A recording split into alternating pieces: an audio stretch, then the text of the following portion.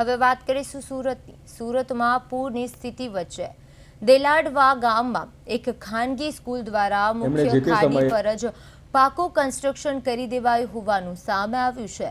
School પ્રશાસનની અંદાજે 120 metre લંબાઈ ધરાવતી ખાડીને ઉપરથી સંપૂર્ણપણે ઢાંકી દઈને તેનો ઉપયોગ સ્કૂલ બસોના પાર્કિંગ અને રમતના મેદાન તરીકે શરૂ કરી દીધો છે। સિંચાઈ વિભાગના એક્ઝિક્યુટિવ એન્જિનિયર સંજય ગરાસિયાના જણાવ્યા મુજબ વર્ષ 2015માં વિદ્યાર્થીઓની સુરક્ષા અને ઝેરી જીવજંતુઓના ડરને ધ્યાને રાખીને તત્કાલીન નિયમો હેઠળ અહીં બોક્સ કલ્વર્ટ બનાવવાની શરતી મંજૂરી અપાઈ હતી। જો કે આ કોન્ક્રીટના માળખાને કારણે ખાડી સાંકડી થઈ છે અને ચોમાસામાં પાણી બેક મારતા પૂરની સ્થિતિ સર્જાય છે। હવે આ ઉપરાંત આ સ્લેબ પર ભારે વાહનો પાર્ક થતા હોવાથી ભવિષ્યમાં મોટી જાનહાનિનો પણ ખતરો છે।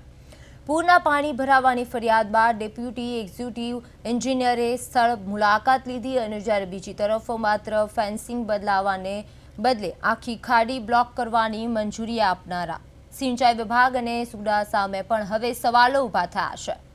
સુરત પર પૂર વચ્ચે ખાનગી સ્કૂલનું કારસ્તાન જોવા મળી રહ્યું છે।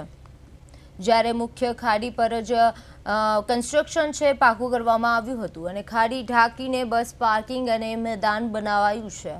હવે કોન્ક્રીટના માળખાથી પાણી બેક મારતા પૂરની સ્થિતિ વધુ ગંભીર થઈ છે અને બેદરકાર સિંચાઈ વિભાગ અને સુડા સામે અનેક સવાલો ઊભા થયા છે। દેલાડવા ગામની સ્કૂલે નિયમો નેવે મૂક્યા છે। એમણે જે તે સમયે શાળામાં જે અભ્યાસ કરતા બાળકો છે એમને નુકસાન ન પહોંચે કે ખાડીમાં ન પડી જાય અને બીજું કે એમને કંઈ ખાડીમાં જે જીવજંતુઓ છે એના કરડવાનો ભય હતો તો એના માટે એમણે એક રજૂઆત કરી હતી 2014માં કે આ જે સબ ડ્રેન પસાર થાય છે એની પર અમે સ્વખર્ચે બોક્સ કલવર્ટ માટે અમને બાંધકામ માટેની મંજૂરી આપો।